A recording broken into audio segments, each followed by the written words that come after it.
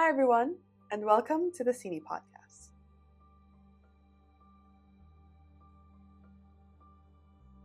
My name's Zara, and I'm the host of today's episode. So the Sini podcast is designated to talking to Chinese migrants of the first generation or second generation and exploring their experience within the UAE. So today I'm here with Zara. Thank you so much for being a part of this. We're gonna just dive right into some of the questions and explore your experience. So can you give me a little bit about sort of your background in China? So which province are you from? Which city are you from? Where are your parents from? And then sort of how you guys came to the UAE. Okay, so I would say I am from the Sichuan province, Sichuan Chengdu, where there's pandas and hot pot. That's where my mother is from. I understood that people usually take by where their father is from, but I actually speak the dialect of Chengdu, so I'm going to consider that. My father's from Wuhan, and they came to the UAE around 1999, and I came over when I was 3 years old. Yeah. So cute. Did you have any siblings as well that came along or were here beforehand? No, I did not have siblings that were here, although my brother did join us later on in late 2010. And so do you live with your family currently? No, I live alone. Have you ever found it challenging to live in the UAE? In what aspect? Sort of just in general, being Chinese or migrating from China to here, has there ever been any difficulty that you faced? I think the difficulties that I faced mostly occurred when I was younger, because there was a language barrier, and when I first came to the UAE, I did not speak any English, and it was very difficult for me. I was afraid to converse with people, and I was afraid to make any friends. I didn't want to go to kindergarten, so my mom told me she's gonna take us for an open house, and left me there. But no, I think after a year or two, my English skills gradually caught up. It was a slow process, but later on in life, there wasn't much. I think once I've settled in the environment, being able to speak English, there wasn't much of challenges left. And so what school did you sort of go to? Was it an international school? Yeah, I did go to an international school, British system. And yeah. Did you have any other Chinese classmates around you, or was there sort of barely any at that time? Yeah, I think because at the time when I came to the UAE, I think there was a lot lesser of Chinese population in comparison to now. So I didn't have any Chinese classmates ever. Oh. Ever until I moved schools in year 10, and there was one other Chinese person in the whole school. Ooh. And two, because the other person was her cousin. Oh. So yeah, we were 3 people. Oh, wow. And I think I was always not in an environment with a lot of Chinese people in general. I heard there are other schools that had more Chinese people, like Shui Fat, but no, I wasn't enrolled there. So. I don't think there was that many Chinese people. That's a lie. I heard Chinese parents send their kids to Shui Fat. That's what I would assume as well. But my experience, there was 3, including myself, and I wasn't even considered one. So yeah. How often do you sort of travel back to China? I would say rarely. Actually, before 2017, I think I used to go back once a year because of family visit. And when I was younger, my mom felt like she can't keep me here on my own, so I would travel with her. And then we went to this Chinese expat summer camp, something like that. It was fun. But after COVID, I didn't go back for 4 years. And now I primarily travel back on my own for about 2 weeks just to see and explore the city. That's interesting. So do you think that there's a difference between you going back nowadays compared to in your early childhood? For sure. I think to begin with, I have more control of where I want to go, and I'm able to actually experience a bit of the Chinese life better. I think previously it was more of a family-oriented setting, and I didn't understand a lot of the things we were doing, I think because I was younger. So it's more impactful and meaningful to me now. And so what's your sort of impression of China now that you've lived long-term in the UAE? Do you think you don't have one? because you've been here almost your entire life? Impression? I think I have a general impression, but it's not like an impression of what I would have to Dubai, because I've not lived there. So I think it's advanced in terms of technology. There's a lot of great food, and then there's a lot of activities you can enjoy, but I don't have an impression of it as of like a city, like a country I feel connected to, because I've never lived there long term. Okay, yeah. And so, do you tend to feel out of place when you're in China? Oh, 100%. What's like an experience that you can tell me about? I think when I went back, and it was a feeling that everyone was a certain way, or you're expected to be a certain way, and I felt stressed out because I felt like, oh, I wasn't that way, but everyone expected me to be because I don't look any different. So because of that, I felt the first time what we call an identity crisis, where I know I'm Chinese, but didn't feel like I was the same type of Chinese as other people, and I don't know if I wanted to change that. Like, I liked who I am. So do you think that you belong more in the UAE? Do you have this sense of like belonging here? I think that's a great question. I think yes and no. A yes as in I'm familiar with the environment, I grew up here, it feels familiar, and I know the way around the city, but I think in terms of feels like home, not as much, just because at the end of the day, I don't speak Arabic very well, and although I grew up here, I'm not a citizen, so I don't think it's the same, but I don't have a feel like home feeling anywhere else either. Yeah. My apartment. Your apartment, that's home, indeed. When I was younger, when I first discovered this thing called latiao, I was bamboozled. I was like, wow! And then you couldn't buy it here. I think when I was younger, there wasn't, like right now there's a lot of Chinese supermarkets, but back then there wasn't. So when I go back to China, I really want to eat like fengbian mian, and I really want to eat like latiao. And I was like, oh, I really miss that instant noodle and stuff. Yeah. Now I'm okay. Like, you can buy it. When I was younger, I think there was a period of time where I was more heavily influenced by Chinese music. They're nice, but the JJ Lin, Jay Chou, I've heard his songs. There was this one guy, I think I really liked his songs for a period of time, but now I grew out of it. His name was Joker Xue. That was his English name. Xue Zhitian. Yeah. So we'll talk a bit about sort of like language use. So is Chinese your mother tongue? Yes. Yeah. And how would English rank in comparison? I think at this point in my life, English is also a mother tongue, like a native language. Yeah. So you didn't speak English in like your when you were little. So when do you think there was that sort of like change, like subconscious even? When would you like assume that the change from Chinese to English happened? I think I started being more familiar with speaking English around grade 3, and then after grade 4, gradually the shift was happening, and because at that point, I think all the friends I had only spoke English, so I think that's when the language shift settled in. Sure. And how would you sort of rate your proficiency in Chinese? I can read, I can type pinyin, but it's so funny because I don't know I know it, but I don't. No. I know Hanzi. It's, what's that called? The stroke. Oh, what's it called?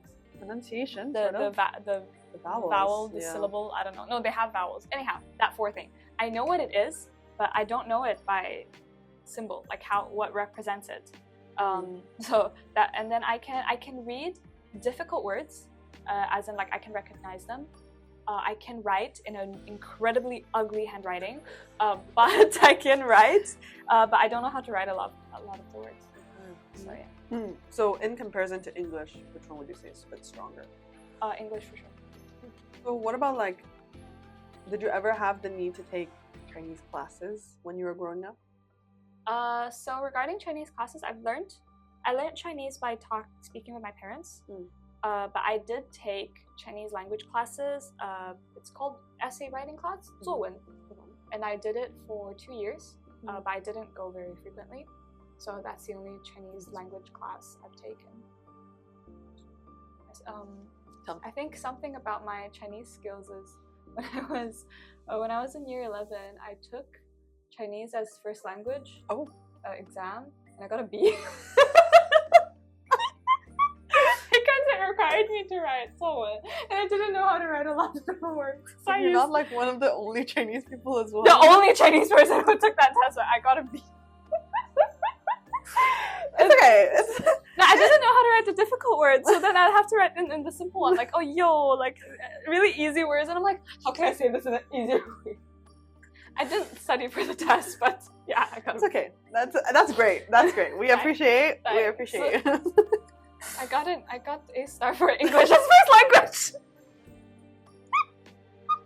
You said I rate them the same, but you know, one is A* and one is B. But I think Cambridge would rate it differently. What are your feelings and regarding like your language abilities for like other languages? So English, like, as you mentioned, and then Arabic even, because Arabic's widely used here. So do you ever feel the pressure of having to learn it? And I'm gonna say it again. I'm sure Arabic. حاضر. Anyhow, language abilities apart from English, correct? Yes. So I started taking Arabic classes recently.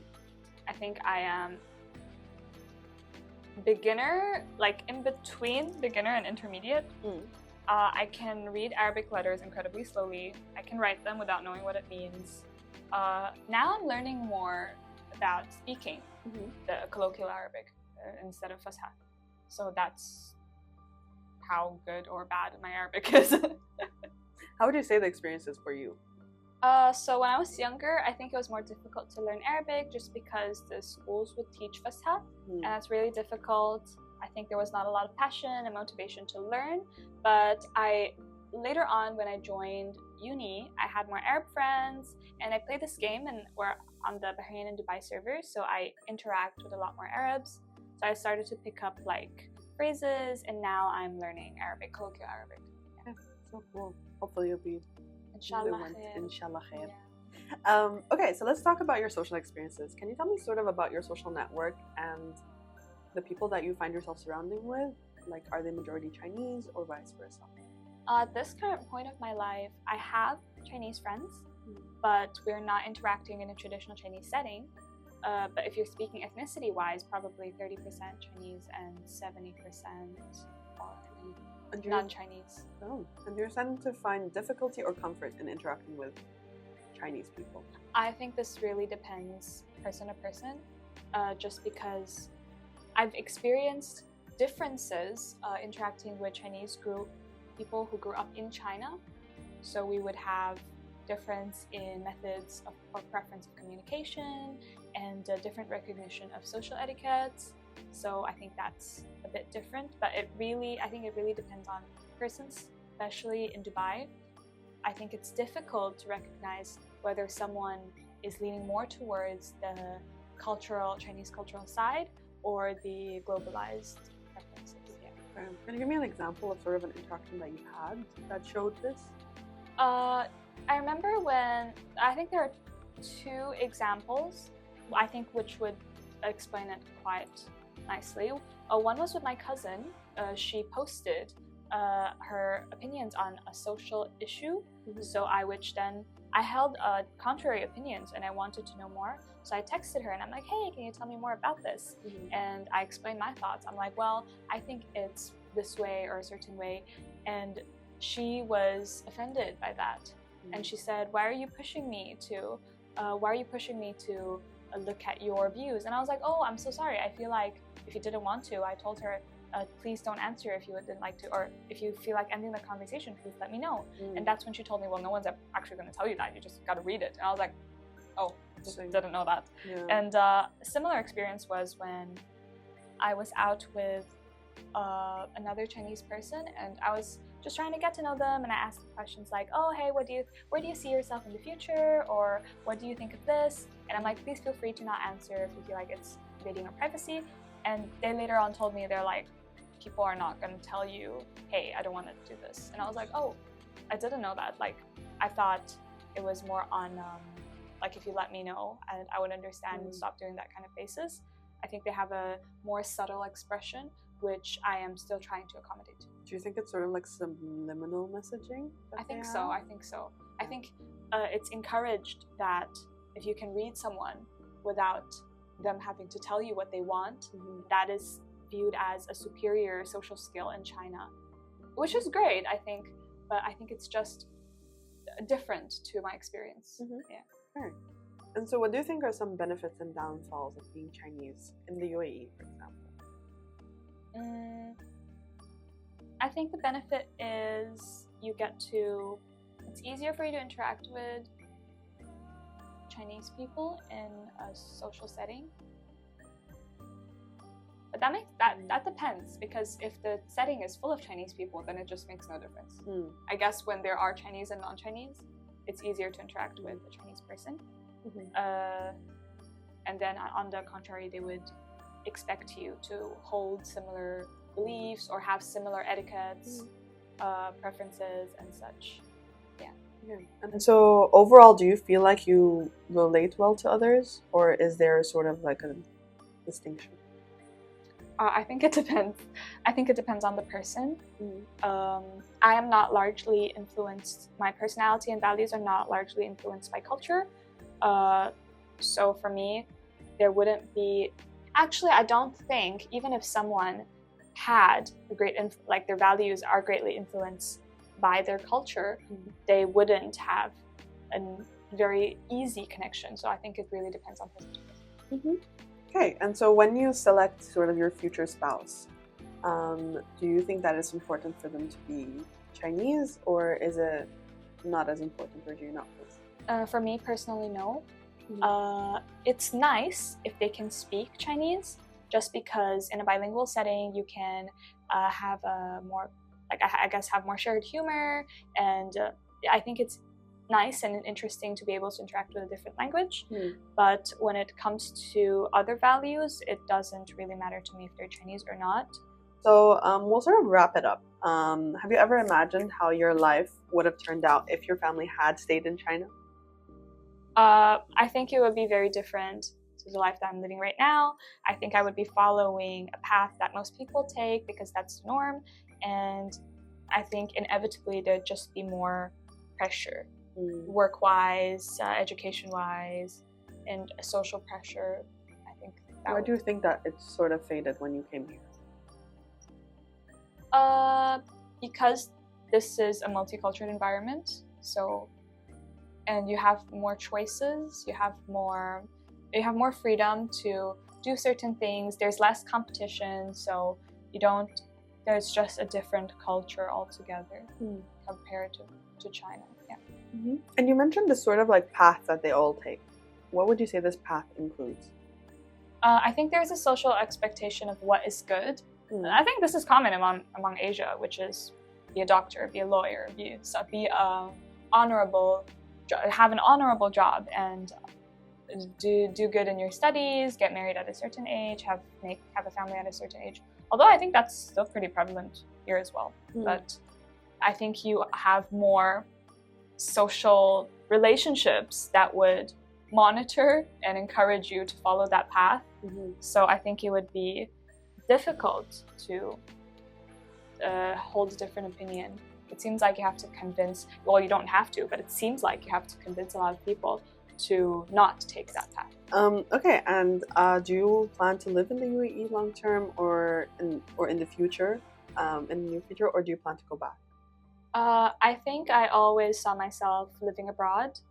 It's a great place. China is a great place to take a vacation, but it's just different to my preferences if I were to live there long term. So yeah.